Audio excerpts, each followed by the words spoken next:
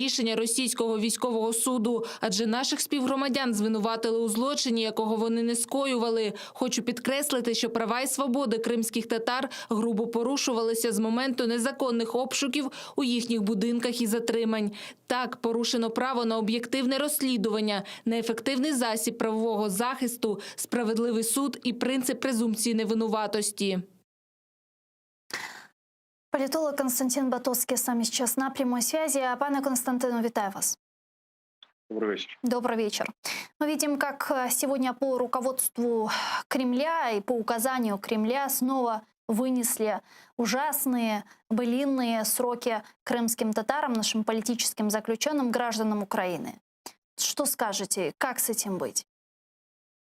Ну, к сожалению, это лишний раз нас убеждает, с кем мы имеем дело. Мы имеем дело с агрессором. Российская Федерация – это агрессор, который не дает, собственно, спокойно жить в нашей стране ни в Крыму, ни на Донбассе. И что самое главное, что показывают все эти процессы, это то, что Россия не демонстрирует ни малейшего намерения каким-то образом отношения с Украиной нормализовать, каким-то образом пойти навстречу. Каждый подобный процесс убеждает нас только в том, что Россия серьезно намерена продолжать вот такую политику практического игнорирования Украины и будет дальше в своем праве преследовать активистов и наших граждан.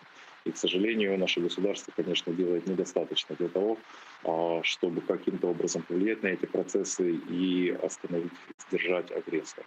А что могло бы сделать сегодня украинское руководство, чтобы повлиять на эти процессы?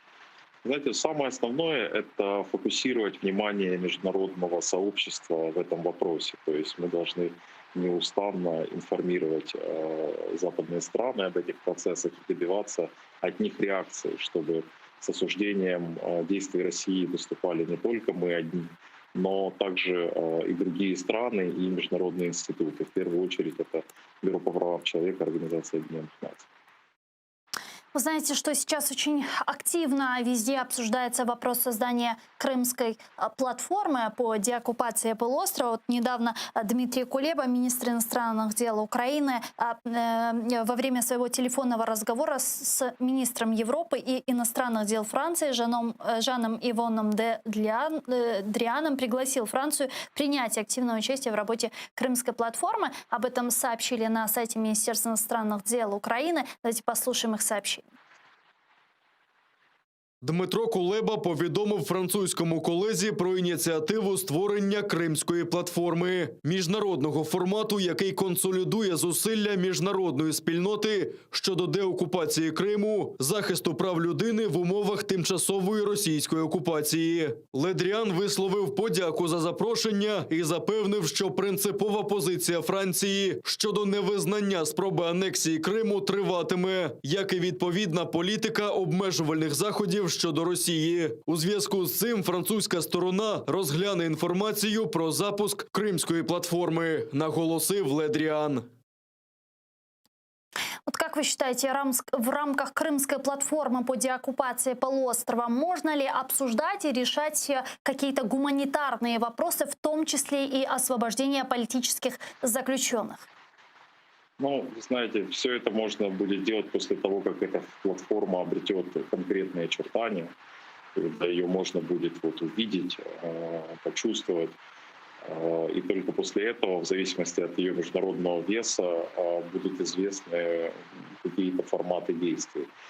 Что можно делать до этого момента? Это добиваться от наших коллег и партнеров на Западе все-таки преследование людей, которые выносят в России абсолютно незаконные, неправомерные судебные решения против наших граждан, против крымских татар.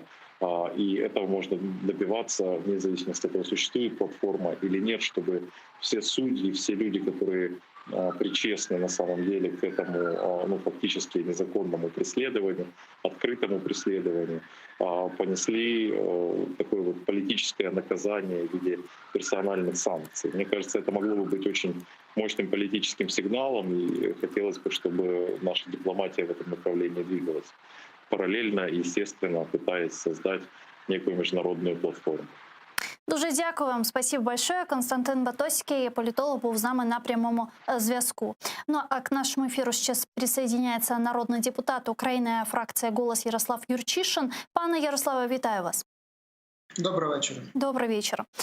С чего я хотела начать с вами нашу беседу? Вы знаете, сегодня крымским татарам в городе Ростов-на-Дону вынесли ужасные сроки, ужасные приговоры. Суммарно их осудили на 42 года лишения свободы.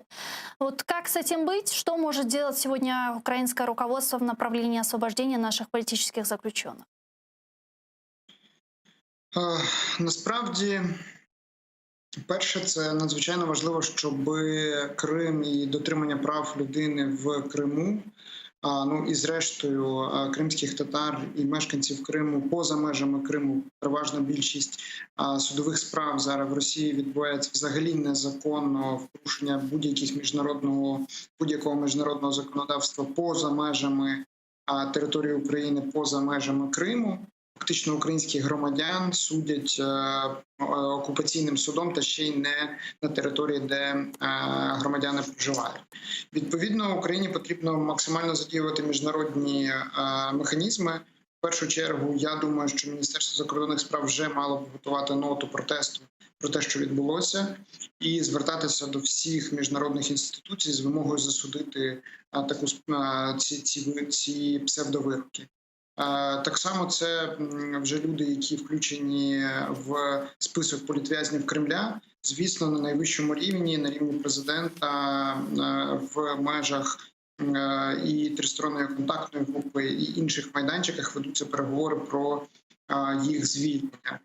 Зараз ця перспектива видається не настільки швидкою, але з іншого боку ми маємо випадки і Олега Сенцова, і інших наших громадян, які в процесі таких переговорів були звільнені. На жаль, справді Україна досить обмежена в межах діяльності. Ми навряд чи можемо активно зараз протидіяти безчинам Росії, але фіксувати і боротися за кожного нашого громадянина ми однозначно маємо. На всіх майданчиках Парламентська асамблея Ради Європи, Організація безпеки і співробітництва Європі, тобто всі майданчики необхідно використовувати для того, щоб зменшити ці абсурдні терміни. І я переконаний, як і багато інших колег, мало хто з них добуде свій термін, ми маємо їх звільнити набагато раніше.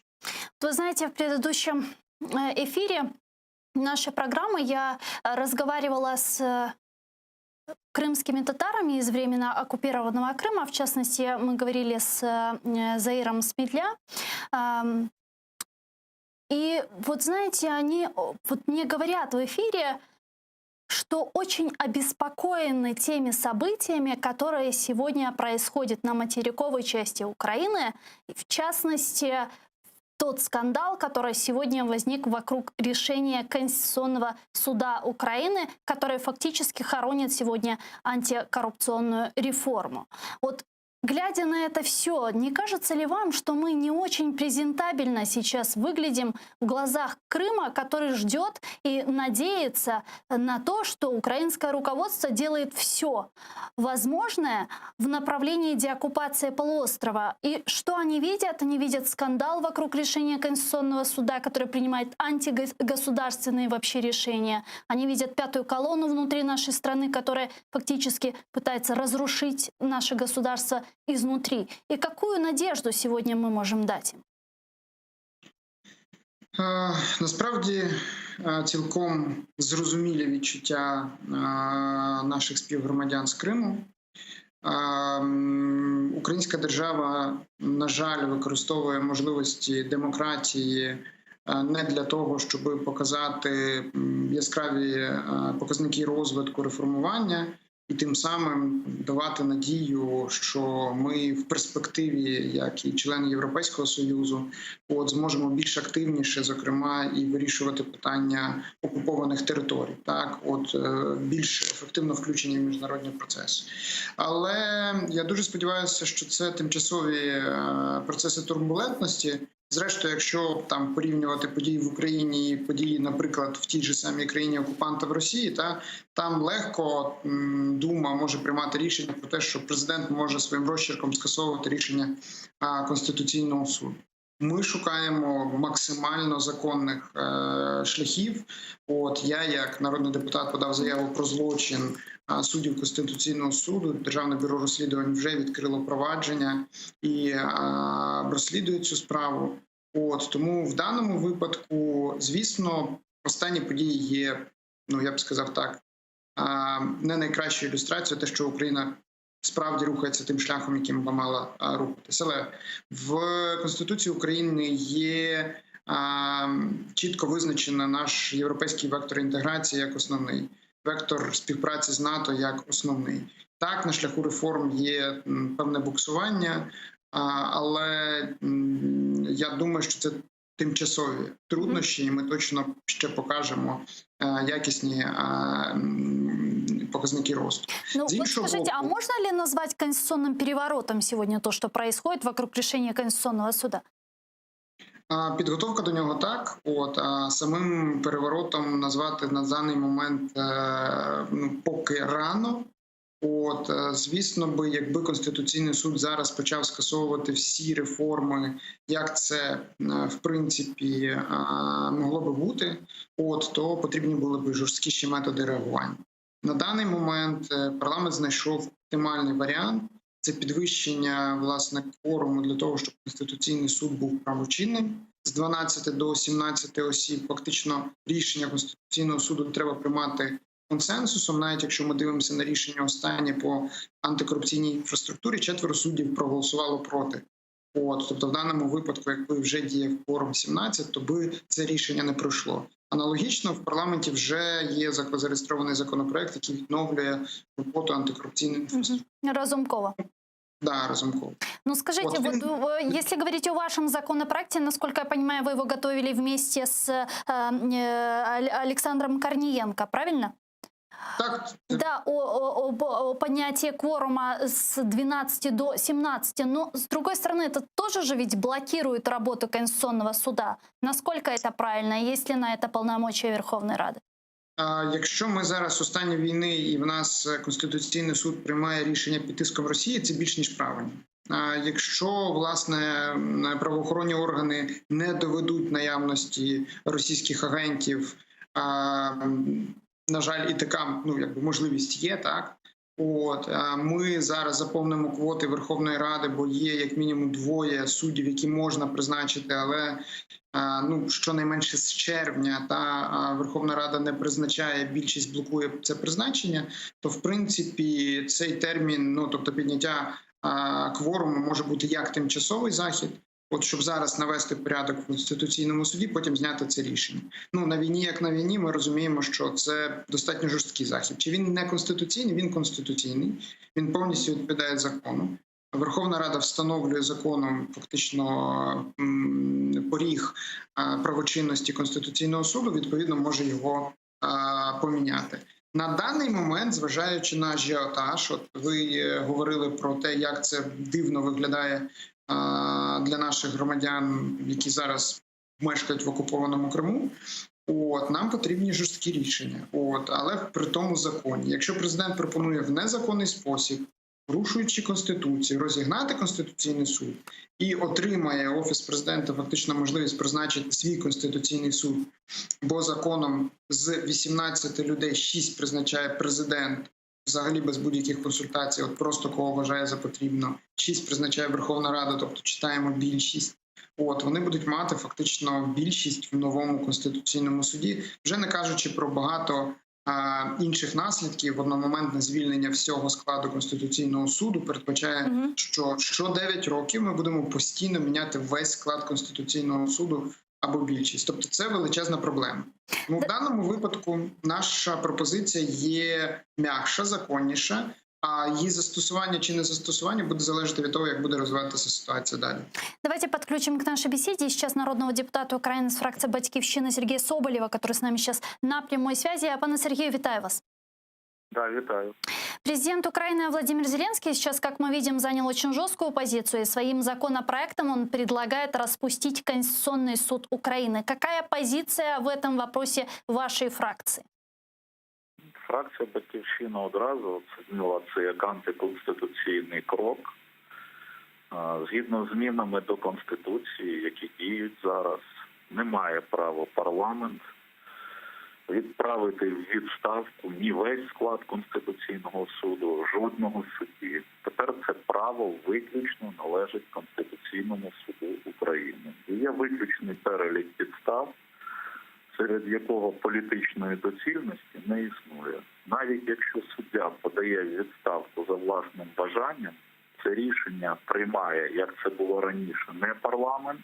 Раніше саме парламент приймав таке рішення, а таке рішення ухвалює сам Конституційний суд.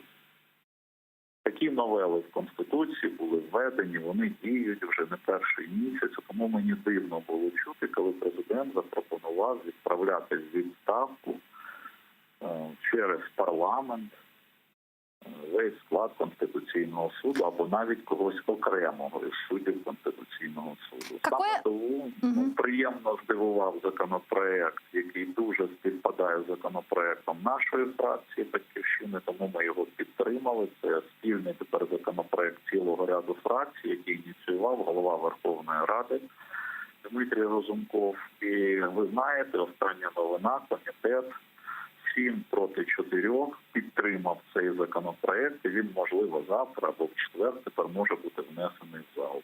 Там є чітка норма про те, що повертаються на 2 місяці всі норми, які були втрачені після рішення Конституційного суду. І дається 2 місяці для того, щоб порегулювати це питання. На жаль, правда, ми вже починаємо втрачати справу за справою тих осіб, які порушили законодавство згідно з нашим антикорупційним законом, і по яких тепер змушений антикорупційний суд закривати справи в зв'язку з цією прогалиною, яка виникла на ці дні. Тому чим швидше ми це проголосуємо, тим більше буде повноважень у антикорупційного суда, у НАБУ, НАЗК, вирішувати все це в законний спосіб. Дуже дякую вам, пане Сергію. Сергій Соболєв був з нами на прямому зв'язку, народний депутат України, фракція «Батьківщина». Пане Ярославе, у меня возникает такой вопрос, но это же не решает корень проблемы. Если даже взять законопроект Разумкова, его примут, завтра-послезавтра народные депутаты, пусть даже с ОПЗЖ, снова подадут в Конституционный суд относительно неконституционности этого решения, и он может снова отменить этот закон. Ви цілком праві, тому ми зараз говоримо щодо перезавантаження Конституційного суду, до того, як Верховна Рада запропонує зміни до Закону про Конституційний суд, потрібно ускладнити процедуру прийняття рішень. Ви називаєте це блокуванням, можна називати це блокуванням, але його варто застосовувати тоді, коли, власне, ми маємо перспективу, що Конституційний суд працює проти держави України, перетворившись з Конституційного суда України на фактично просто філію там російської Лубянки. Тому, власне, такі жорсткі методи, ви самі відповідаєте фактично на ваше питання, чому ми вимагаємо блокування роботи. Якщо така перспектива є, Верховна Рада зараз працює, прийняти це рішення може досить оперативно. Фактично з прийняттям цього рішення і підписання його президентом в Конституційного суду втрачається можливість приймати політичні рішення меншістю, чи невеликою кількістю, тобто там 9 голосами суддів. Потрібно А что дальше? А как дальше регулировать этот вопрос? Далі ми спільно напрацьовуємо процедуру добору до Конституційного суду України. Так, зараз ситуація така, що президент призначає кого забажає, фактично без будь-яких відбору. Верховна Рада аналогічно в з'їзду суддів вони свою частину призначають в конкурсний спосіб. Але там немає, наприклад, включених міжнародних експертів, як це працює в Вищому антикорупційному суді, чи Ради громадської доброчесності, як це працює в Верховному суді. Скажіть, тобто ми вдосконалюємо... Да, извините, я вас перебила. Так, ми вдосконалюємо процедуру, наповнюємо суд адекватними людьми і знижаємо кворум, працює він далі. Все як має бути. Тільки це має бути консенсусне рішення, а не мова ультиматумів, яких намагався застосовувати Офіс президента. Ну, слава Богу, що йому це не вдалося. Скажите, а какие нужно внести изменения в законодательство, чтобы подбор судей был качественным, а само функционирование суда было прозрачным и открытым? Перша вимога – дуже конкретний перелік вимог, коли суд може йти в закриту процедуру. Так? Бо останні рішення, особливо найкритичніші, суд приймав в закритій процедурі, коли немає можливості сторонам процесу, чи то представникам Верховної Ради, чи представникам президента, в принципі, впливати на процес. Друге, прийняття рішень Великою Палатою 2/3 від складу Верховного суду, Конституційного суду. Це буде 12 осіб. 12 осіб зібрати для рішення достатньо складно. Третє, в процедурі добору має бути фільтр у вигляді міжнародних експертів або громадських експертів.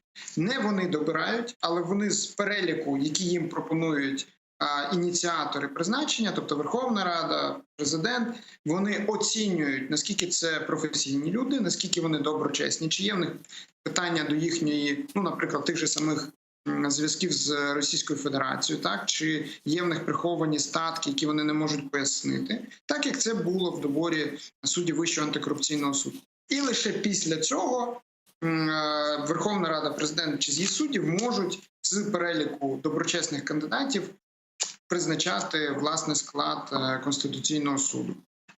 Зрештою, переважна більшість власне проблемних суддів та тих, до яких є питання, це власне люди, багато хто призначений ще за часів Януковича. Пам'ятаєте, в нас тоді була одна з ключових проблем з Конституційним судом, коли Янукович узурпував владу, перетягнув на себе повноваження Верховної Ради і Кабінету міністрів.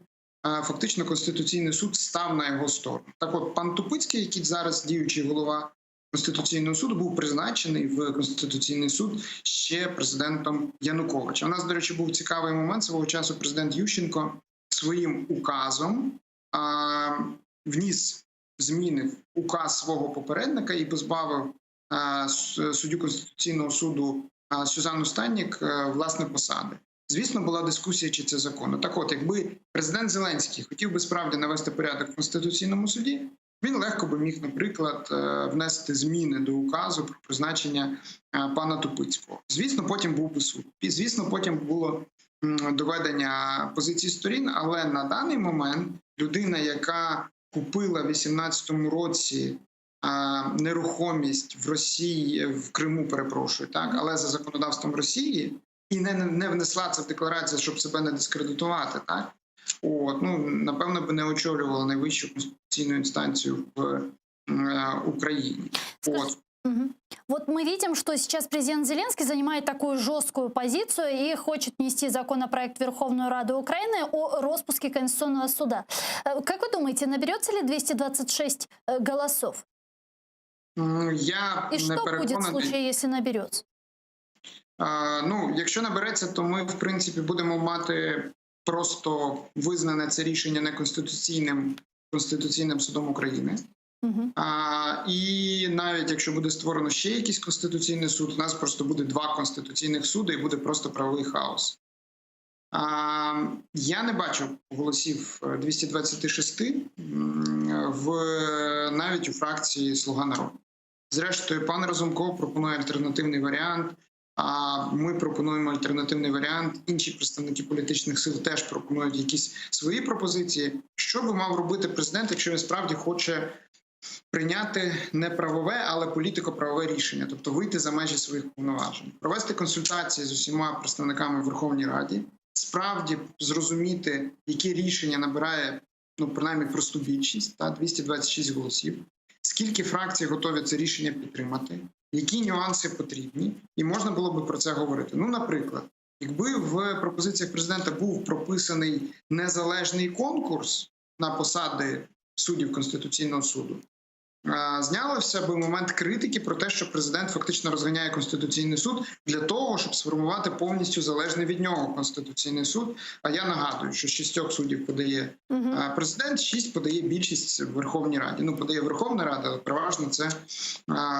на жаль, в реаліях «Слуги народу» це представники більшості. Згадаємо, коли розпустили знову ж таки незаконну Центральну виборчу комісію, то дивним чином з 15 членів нової виборчої комісії 11 представляло «Слугу народу».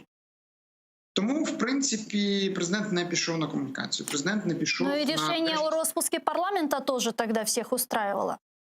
кого устраювало. Ну, насправді всі Команду Зеленского, понятно, офис президента. Насправді це влаштовувало лише одну команду, яка на хайпі провела більшість. Ну а зараз, в принципі, в президента ситуація така, що він зі своєю більшістю спілкується методом аудіозаписів і ультиматумів. Приходить на засідання фракції і говорить: я вас розжену. Тобто це не розмова конструктивна. Ми розуміємо рівень загроз. Ми розуміємо занепокоєність президента і щиро підтримуємо його бажання вирішити цю проблему. Але ми бачимо законні шляхи вирішення цієї проблеми, на відміну від його пропозицій, які вважаємо незаконними. Замість того, щоб налагодити спілкування, щоб сказати: колеги, в нас критична ситуація, збираємо в нас є в РНБО чіткі докази того, що Росія втручалася. Ми можемо це показати, але окей, покажемо керівникам фракцій чи окремим народним депутатам, які мають доступ до таємниці, щоб ви розуміли рівень загроз. Президент говорить: хтось втручається в Конституційний суд. Ми знаємо, хто втручається в Конституційний суд, але ми не будемо говорити прізвище. Де прізвище Медведчука, де прізвище Коломойського, Це просто навіть аналізуючи, хто подав ці всі подання, чітко видно, тобто людина, яка позиціонується як кум Путіна, і людина, яка ще недавно закликала про те: давайте оголосимо дефолт і візьмемо 100 мільярдів в Росії, нащо нам цей захід. Але цих прізвищ теж немає. І в даному випадку президент, який, знаєте, такий напіврішучий, свої кроки не вживає, про можливість скасування указу я вже говорив, на себе відповідальність не бере, бо розпуск Конституційного суду указом президента має ту ж саму юридичну силу, що розпуск Конституційного суду рішенням Верховної Ради, що те незаконно. Чому президент... И последнее, что я хотела спросить, у нас, к сожалению, ограниченное эфирное время. Как вы считаете, когда в ближайшей перспективе Верховная Рада может рассмотреть ваш законопроект и законопроект Разумкова? Четвер, п'ятниця – цілком реальний шанс для того, щоб розглянути законопроекти і мій, і законопроект Корнієнка. Тут дуже важливо наголосити, що «Голос» не перетягував на себе ковдру. Наш законопроект, ми справді його запропонували більшості для того, щоб це було б рішення власне більшості. Тому по процедурах наш антикорупційний комітет вже розглянув законопроект Разумкова, незважаючи на певні технічні огрехи. Більшість комітетів підтримала його прийняття за основу і в цілому. Я дуже сподіваюся, що аналогічна доля чекає і наш законопроект з паном Корнієнком. Його має розглянути найближчим часом Комітет з питань правової політики. Я знаю, що прохання з боку голови Верховної Ради оперативно розглянути це питання, в принципі, до керівника комітету не дійшло. Дуже дякую вам, пане Ярославе. Ярослав Юрчишин, народний депутат України, фракція «Голос», був з нами на прямому зв'язку. Чохсагунс. А мы переходим к следующей теме, к Нагорному Карабаху. Там продолжаются бои между Азербайджаном и Арменией за Нагорный Карабах. Минобороны Азербайджана сообщила об уничтожении снайперской группы ВС Армении. Группа была уничтожена в результате ударов подразделений армии Азербайджана, нанесенных по оборонительному участку. Также Генпрокуратура Азербайджана обновила данные о числе погибших и пострадавших мирных жителей. По данным ведомства, в ходе боевых действий погиб 91 человек, 405 были ранены, повреждены 2488 частных домов. Армия обороны тем временем непризнанной Нагорно-Карабахской республики заявила сегодня, что пресекла утром попытку наступления азербайджанских сил на южном направлении передовой. Тем временем президент Азербайджана Ильхам Алиев заявил о взятии под контроль вооруженных сил страны 7 сел в Джибраильском, Зангеланском и Губадлинском районах Карабаха. Подключаем к нашей дискуссии Азербайджан. Фарид Шафиев, голова правления Центру анализу международных відносин, з нами зараз на прямому зв'язку. Фарид Бей, селям алейкум. Здравствуйте. Здравствуйте. Добрый вечер. Какие у вас последние новости? С какой интенсивностью сегодня продолжаются бои? Да, значит, азербайджанская армия продолжает освобождать свои территории от оккупационных сил. По последним данным, помимо официальных, то, что было объявлено вчера, где вы отметили об освобождении 7 сел, азербайджанские войска вплотную подошли к городу Шуша. Это исторический и культурный центр Азербайджана, был основан в XVIII веке карабахским ханом Панах Али ханом. И он представляет стратегическое значение и в политическом, и в военном плане. Он был оккупирован 8 мая 1992 года. Большинство населения составляли азербайджанцы. Естественно, после оккупации произошла этническая чистка. По идее, если вот этот стратегический центр будет взят и дорога между значит, Карабахом и Арменией, Лачинский коридор, эксперты говорят, что в принципе военная фаза на этом завершится. Азербайджанская сторона полагает, что надо переходить к мирным переговорам на условиях, которых раньше договаривались, значит, в рамках переговоров. И чем раньше это будет сделано, тем больше жизней будет спасено от уже бессмысленной, значит, бойни, потому что, к сожалению, армянский премьер-министр продолжает призывать добровольцев, граждан Армении идти воевать на чужих территориях. И вместо того, чтобы думать о будущем, как завершить конфликт, как думать о том, как установить мир между двумя народами. А как вы считаете, какова вероятность возобновления переговорного процесса? Потому что мы же знаем, что Азербайджан ставит четкие условия для Армении, который должен предоставить график вывода войск с оккупированных территорий. Пойдет ли на это Армения?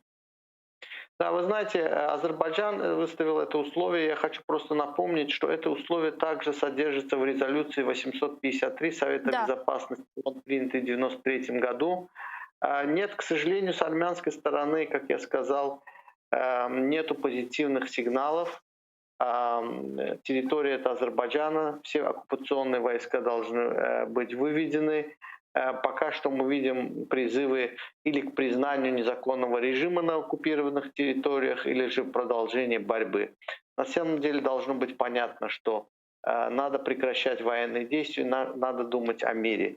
Вы знаете, армянская сторона все время говорит, что вот население Армении на Карабахе, им должна быть обеспечена безопасность. Так вот, чтобы обеспечить безопасность, военные действия должны быть прекращены. Когда некоторые западные, особенно эксперты и российские некоторые тоже отмечают, что есть угроза там, этнической чистки, пока что факт, что этническая чистка произошла в Армении в конце 80-х годов, все население азербайджанское было оттуда изгнано, и этническая чистка произошла на территории, значит, оккупированных. Поэтому Азербайджан предлагает приостановить военные действия, вывести оккупационные войска и уже думать, как обеспечить, значит, проживание армян, значит, в пределах территориальной целостности Азербайджана. Пока что достаточно скептически я отношусь к возможности вот, перехода на мирную фазу вот, с военной точки, с военной, да, фазы, потому что сигналов нет с армянской стороны. Некоторые эксперты в Минском процессе предлагают формулу 2+2. Насколько приемлема эта формула для Баку, имеется в виду с привлечением России и Турции? Да, на самом деле мы предлагали, в принципе, эту формулу мы предложили, потому что Россия, в принципе, сперва не соглашалась, но сейчас соглашается, вроде тоже есть понимание. Вы знаете, была структура, так называемая, она и до сих пор есть, это Минская группа ОБСЕ, 3 сопредседателя, США, Франция и Россия. Ну, США заняты выборами, Франция взяла однозначно армянскую сторону, поэтому этот формат не работает. Что касается Россия тоже поддерживает Армению, мы же с вами понимаем. Да, в России есть военная база и идут поставки, поэтому мы считаем, что Турция могла бы сбалансировать, Россия могла бы работать с армянской стороной, Турция могла бы работать с азербайджанской стороной, и при таком балансе интересов можно было бы выйти на мирное урегулирование. Но опять же, я говорю, все упирается в нежелание Армении признать реальность, поэтому я в ближайшие дни не ожидаю. Однако, если вопрос вокруг Шуши изменится, тогда, скорее всего, мы можем ждать какие-то изменения. Çok sağ olunuz Farid Bey. Farid Teşekkürler. Çok teşekkürler ediyoruz. Farid Шафиев, голова правління Центру аналізу міжнародних відносин, був з нами на прямому зв'язку из Азербайджана. Ну а я вынуждена с вами попрощаться. Буквально через 5 минут эфир телеканала АТР продолжает программа «Прайм Муждабаев». Не переключайтесь. Корушкевич.